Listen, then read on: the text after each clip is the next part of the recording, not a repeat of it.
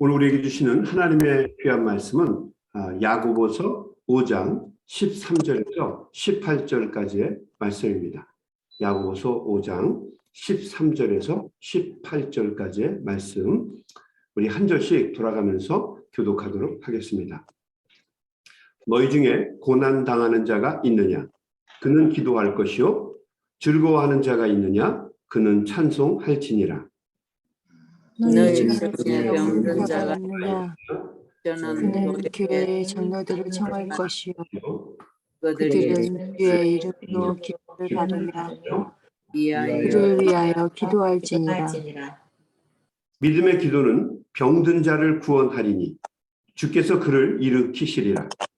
혹시 죄를 범하였을지라도 죄 사함을 받으리라. 그러므로 너희는 서로 고백하며 병이 낫기를 위하여 서로 기도하라. 의인의 믿음은 나는 힘이 큼이니라. 엘리야는 우리와 성정이 같은 사람이로되 그가 비가 오지 않기를 간절히 기도한즉 3년 6개월 동안 땅에 비가 오지 아니하고 다시 가지니 하늘이 비를 주고 땅이 열매를 맺었느니라. 아멘. 신앙인에게 가장 큰 무기는 기도입니다. 기도는 하나님의 보좌를 움직이는 능력입니다. 기도에는 여러 가지의 의미가 담겨 있습니다. 첫째로 기도는 하나님이 이 세상의 주인이시라는 것을 인정하는 행동입니다.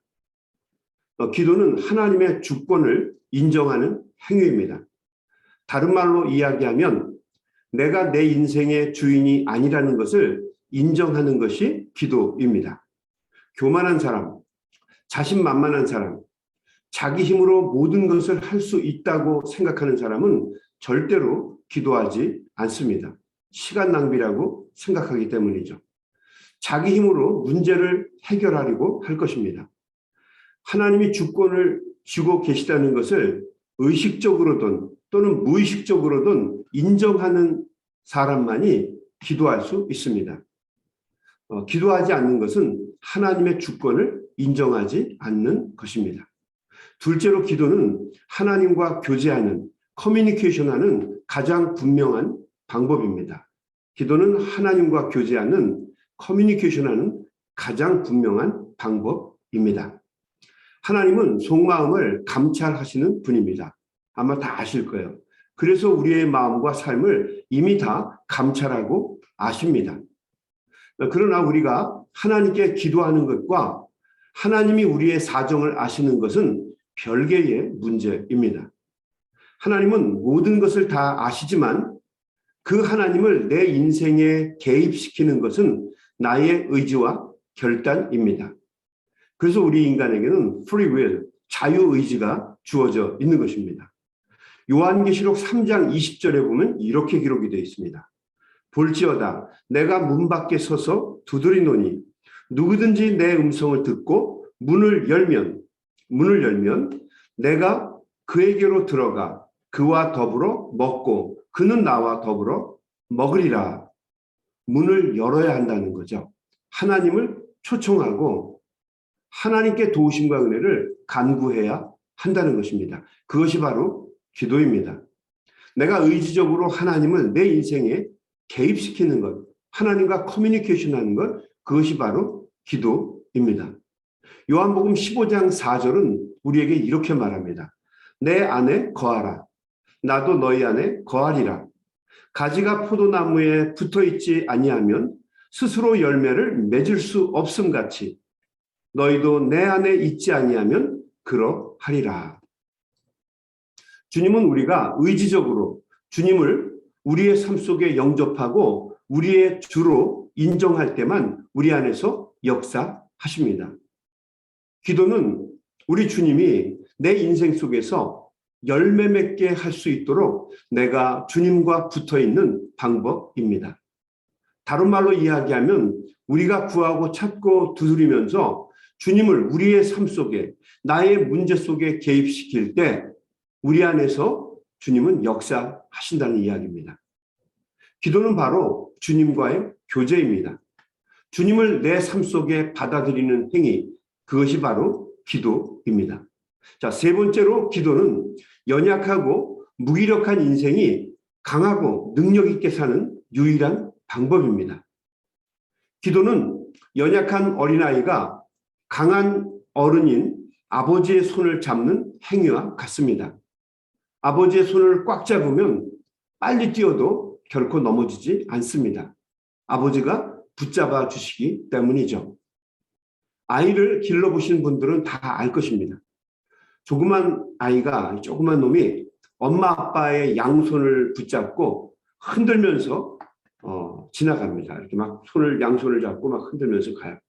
개천을 만나고 큰 장애물을 만나도 아무런 문제가 없습니다. 왜냐하면 아빠 엄마의 손만 붙잡고 있으면 두 사람이 아이를 번쩍 들어서 건너가게 해주기 때문이죠. 아이가 할 수 있는 유일한 일은 엄마 아빠 손을 잡고 좋아서 소리만 지르는 것이 전부입니다. 그 아이의 즐거운 비명을 들으면 아빠 엄마도 기뻐합니다.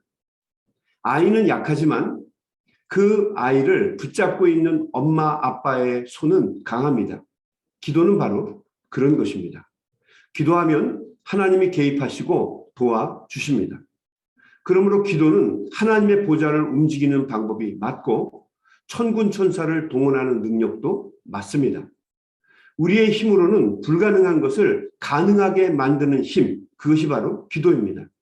그렇다고 해서 제가 지금 드리는 말씀이 기도가 무슨 무당이나 정령신앙에서 사용하는 주술이나 부적과 같은 것이라고 말하는 것이 아닙니다. 말도 안 되는 황당한 것을 기도로 이루거나 불의하고 비윤리적인 것을 하나님께 간구하면 하나님이 이루어 주신다고 말하는 것이 아닙니다. 기도하면 우리가 생각하거나 상상할 수 없었던 하나님의 인도하심이 일어난다는 뜻입니다. 잘못된 것이면 하나님이 바로잡아 주실 것이고 우리가 가는 길이 맞다면 하나님은 우리를 계속해서 keep going 할 수 있도록 우리를 밀어주시고 또 우리를 이끌어 주실 것입니다. 하나님이 우리의 인생의 주도권을 잡으시고 자녀인 우리를 인도해 주시고 또 복된 길로 이끌어 주실 것이라고 믿습니다. 하나님의 개입과 움직임이 기도할 때 일어납니다. 그래서 우리는 하나님께 기도를 드리는 것입니다. 그러므로 기도를 신앙인을 신앙인답게 만드는 힘이고 능력이라고 말하는 것은 당연한 일이고 또 기도를 호흡이라고 생명이라고 말하는 것도 결코 지나친 말씀이 아닙니다. 100% 맞는 말씀입니다. 사도 야고보는 이렇게 이야기합니다. 13절 말씀. 너희 중에 고난당하는 자가 있느냐? 그는 기도할 것이요. 즐거워하는 자가 있느냐? 그는 찬송할지니라. 고난당할 때는 뭘 하라고요? 기도하라고요. 즐거울 때는 뭘 하라고요? 찬송하라고요. 어찌 보면 다른 소리 같지만 그 소리가 그 소리입니다. 같은 마음일 때 일어나는 현상일 뿐이에요. 기도에 곡을 붙이면 찬송이 됩니다. 간절히 구하면 기도가 되는 것이고 즐겁게 구하면 찬송이 되는 것입니다. 성도는 기쁠 때나 슬플 때나 하나님과 교통하는 사람들입니다. 여러분 동의하시죠? 기도는 하나님을 자신의 삶에 개입시키는 것입니다. 이것이 바로 믿음입니다. 특별히 우리가 감당할 수 없는 큰 고난과 역경을 만날 때 성도는 하나님께 기도해야 합니다. 성경은 어찌 보면 전부 그런 사람들의 이야기입니다. 성경에 나와 있는 인물 중에서 하나님을 기쁘시게 하고 하나님과 동행한 인물 중에서 기도하지 않은 사람은 단 한 사람도 없습니다. 그런 사람이 있으면 저한테 좀 알려주시기 바랍니다. 없어요? 한나, 삼손, 느헤미야, 야곱, 솔로몬, 다윗, 사도 바울, 베드로 전부 다 똑같습니다. 전부 그런 사람들의 이야기가 바로 성경입니다. 특별히 우리가 감당할 수 없는 큰 질병을 만났을 때 사도 야고보의 시대에도 그랬지만 오늘을 살아가는 우리들도 마찬가지로 기도해야 합니다. 어떤 때는 아무리 기도를 해도 응답이 없는 것 같고 아무런 반응이 없는 것 같아도 우리는 결코 기도의 줄을 놓아서는 안 됩니다. 왜냐하면 기도는 주님과 붙어있는 방법이기 때문에 그렇습니다. 시간의 문제일 뿐이에요. 기도하는 사람이 이깁니다. 기도하는 사람이 결국에는 하나님과 동행하게 되어 있습니다. 그게 바로 기도입니다. 14절 말씀. 너희 중에 병든 자가 있느냐? 그는 교회의 장로들을 청할 것이요. 그들은 주의 이름으로 기름을 바르며 그를 위하여 기도할지니라. 여기서 말하는 장로는 오늘날의 교회의 직제나 직분 중에서 이야기하는 장로님들을 의미하는 것이 아닙니다. 이것은 교회의 영적인 지도자들, 스피리추얼 리더들을 의미하는 말입니다. 좀 더 그 의미를 확대하고 넓히면 기도하는 주의 종들을 의미합니다. 그들을 청해서 합심해서 함께 기도하라는 것입니다. 질병이 있을 때, 큰 문제와 고난이 있을 때 기도하라는 거예요. 누구의 이름으로? 주님의 이름으로. 주님의 이름으로 기도하는 것입니다. 기름을 바르고 간절한 마음으로 기도하라는 것입니다. 15절. 믿음의 기도는 병든 자를 구원하리니 주께서 그를 일으키시리라. 혹시 죄를 범하였을지라도 죄 사함을 받으리라. 그러므로 너희 죄를 서로 고백하며 병이 낫기를 위하여 서로 기도하라. 의인의 간구는 역사하는 힘이 큼이니라. 죽을 병에 걸렸을 때에도 간절히 기도하는 것이고, 심지어는 우리가 어떤 문제가 있어서 중병에 걸렸을 때도 기도하라는 거예요. 죄 때문에 천벌을 받을 짓을 했고 그것 때문에 결과로 질병이 생겼다 할지라도 한 마음으로 병 낫기를 위하여 기도하면 하나님께서 도와주신다는 것입니다. 여러분, 천형은 없습니다. 실제로 천벌을 받았는지 그런 게 있는지 알고 싶지도 않아요. 천형이 있어서 천벌을 받아서 무슨 문제가 있다 하더라도 여러분, 우리가 기도하면 죄의 사함을 받는다는 거죠. 목사님, 내가 이렇게 기도하면 하나님께 죄 사함을 받을 수 있을까요? 예, 오브가 콜스입니다. 간절한 마음으로 기도하면, 우리 믿음의 사람들과 함께 더불어 기도하면, 신앙의 공동체가 함께 기도하면 하나님께서 도와주신다는 겁니다. 왜 그렇습니까? 의인의 간구는 역사하는 힘이 많기 때문입니다. 여기서 말하는 의인은 우리 시편 때도 배웠고 잠언 때도 배웠지만 하나님을 의지하는 사람입니다. 윤리적으로 자신의 어떤 계획대로 선하게 사는 사람을 의미하는 말이 아닙니다. 성경에서 이야기하는 의인은 하나님을 의지하는 사람들이에요. 또 하나님을 붙잡는 신앙의 공동체입니다. 하나님을 의지하는 사람들, 신앙의 공동체가 하나님께 한 마음으로 간절하게 빌면 하나님의 역사가 일어난다는 것입니다. 저는 이 말씀을 믿습니다. 그러면서 야고보 사도는 한 사람의 예를 들어줍니다. 그 사람은 구약 성경 최고의 예언자인 엘리야입니다. 기상천외한 놀라운 일들을 일으킨 사람이죠. 특별히 어떻게 보면 예언자들의 효시라고 이야기할 만큼 대단한 분입니다.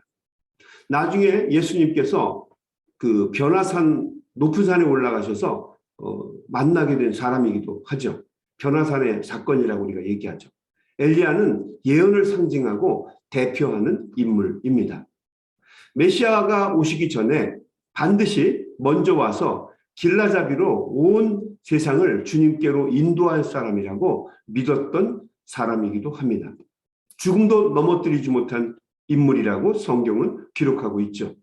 그런 대단한 인물이지만 야고보는 말합니다. 사실 그는 우리와 똑같은 사람이다라는 거죠. 우리와 성정이 같다. 우리와 마음이나 생각하는 것이나 우리가 판단하는 모든 것이 엘리야나 별로 다르지 않다는 거예요. 그도 인간에 불과하다라고 하는 것을 이야기하는 겁니다. 그런데 그런 엘리야를 엘리야 되게 만들었던 것이 무엇인가? 우리가 알고 있는 엘리야로 다시 세우게 된 것이 무엇인가? 그것이 바로 기도입니다. 기도가 바로 열쇠라고 하는 거죠. 17절 말씀입니다. 엘리야는 우리와 성정이 같은 사람이로되, 그렇죠? 그가 비가 오지 않기를 간절히 기도한즉 3년 6개월 동안 땅에 비가 오지 아니하고 다시 기도하니 하늘이 비를 주고 땅이 열매를 맺었느니라. 얼마나 대단한 사람입니까? 3년 6개월 동안 비가 오지 않게 했다는 거예요. 또 기도했더니 비가 오게 되었다는 겁니다. 대단한 거죠. 그런데 엘리야와 우리가 근본적으로 다른 점이 있다면 딱 하나입니다. 그것이 무엇입니까? 간절히입니다. 간절히. 예수님도 겟세마네 동산에서 기도하실 때 성경은 뭐라고 얘기합니까? 간절히 기도했다고 기록하고 있어요. 간절히. 간이 저리도록 기도했다는 거죠. 사도 베드로가 죽은 다비다, 도르가를 놓고 간절히 기도합니다. 그래서 응답을 받습니다. 사무엘이 미스바 골짜기에서 간절한 마음으로 하나님께 기도합니다. 이 간절히 기도하는 것이 바로 열쇠입니다. 어떤 사람은 이렇게 얘기해요. 기도하는 게 다 그게 그거 아닙니까? 아니요. 기도를 간절함으로, 타는 목마름으로 드리는 것이 엘리야를 엘리야로 만든 열쇠라는 거죠. 그래서 우리도 하나님 앞에 간절한 마음으로 기도해야 합니다. 잠시 해도 되고 모양이 빠져도 좋고 또 잘 well organized 된 프레이어가 아니라도 괜찮습니다. 간절한 마음으로, 우리의 마음으로, 진심으로, 우리의 온 전신으로, whole body, with our whole body, 우리의 전심으로 하나님께 기도하면 하나님은 우리의 기도를 들어주시고 기도를 통해 놀라운 역사를 이루어 주신다는 것입니다. 이것이 야고보 사도의 가르침입니다. 제가 중학교 1학년 때 심장 수술을 하고 중내산해하면서 심각한 시간들을 보낸 적이 있었습니다. 몇 번 간증을 한 적도 있지만 저에게는 어떻게 보면 모든 질병이 일어나게 된 첫 번째 시간이었을 거예요. 오랫동안 학교도 가지 못했고 방 안에서 누워만 지내는데도 조금만 움직이려고 하면 호흡이 가빠서 견딜 수가 없었어요. 의사 선생님은 제가 그때 나이가 한 13, 14살이었는데 13살이 됐을까요? 이미 심장이 80 먹은 사람의 심장으로 늙어버렸다는 거예요. 그래서 움직이는 게 쉽지 않았어요. 조그만 집이었겠죠? 누워있으면 밥하는 냄새, 빨래 삶는 냄새, 김치 담그는 냄새 때문에 숨을 쉴 수가 없었어요. 호흡곤란 때문에 굉장히 고통을 받았어요. 의사가 몇 달 못 갈 것이라고 말하기도 했어요. 그 당시 절망하고 있던 아버지 어머니의 모습을 잊을 수가 없습니다. 그런데 그때는 정말 사람이 순박하고 착해서 그랬을까요? 신앙적이라서 그랬을까요? 사람들이 순수했습니다. 가르치면 그대로 믿는 시대였죠. 교회에서 목사님의 말씀대로 성도들이 목숨을 걸고 저를 위해서 기도해 주었습니다. 김권산의 아이, 저를 위해서 기도해 줬어요. 담임 목사님도 저 때문에 40일 동안 금식으로 기도하셨어요. 80이 넘으신 구역장 권사님도 매일 한 끼씩 굶으면서 100일 동안 기도를 드리셨습니다. 온 교회 성도들이 간절하게 기도 드렸어요. 그렇다고 해서 제가 갑자기 뻘떡 일어나서 마라톤 선수처럼 뛰어다녔나? 그런 거 아닙니다. 시간이 지나면서 하나님이 역사하시는 힘을 느끼게 되었어요. 그리고 제게 새로운 인생이 주어졌습니다. 돌이켜보면 그것이 바로 기도의 힘이었어요. 순수해지고 간절해지고 주님 앞에 부르짖게 되면 주님은 우리의 기도를 들어주십니다. 너희는 내게 부르짖으라. 내가 응답하겠고 내가 알지 못하는 크고 비밀한 일을 보이리라. 예레미야를 통해서 주시는 주님의 약속입니다. 여태까지로 그런 기도의 힘과 권능을 통해서 왔지만 우리는 앞으로도 그렇게 갈 것입니다. 반드시 하나님께서 우리가 부르짖고 간구할 때마다 우리에게 최선을 주시고 응답을 주시고 또 우리의 기도를 이끌어 주실 줄로 믿습니다.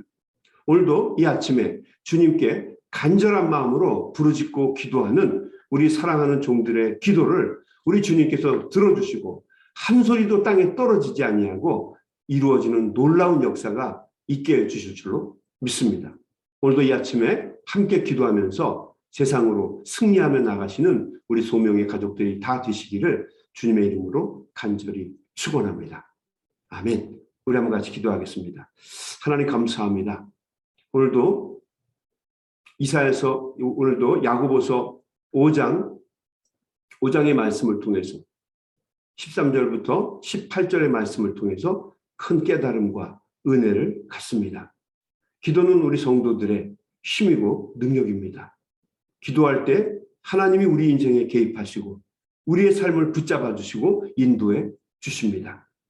엘리야 같은 성정이 우리와 똑같은 인간도 사람인데 하나님 앞에 간절함께 기도하고 부르짖었을 때 3년 6개월 동안 비를 멈추고 비를 오게 할 수 있는 능력의 인물이 되었습니다.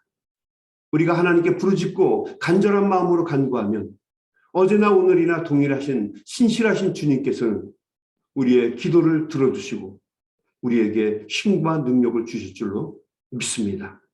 오늘도 이 아침에 간절한 마음으로 우리 성도들이 기도할 때에 주님 우리의 기도와 간구를 들어 주시옵시고 우리 성도들이 기도하는 가운데 새 힘과 능력을 얻는 귀한 은혜가 있게 하여 주시옵소서. 예수님의 이름으로 간절히 기도드리옵나이다. 아멘. 우리 다 같이 합심해서 통성으로 소리내서 기도하며 세상으로 나아가겠습니다. 우리 기도하겠습니다. 하나님 아버지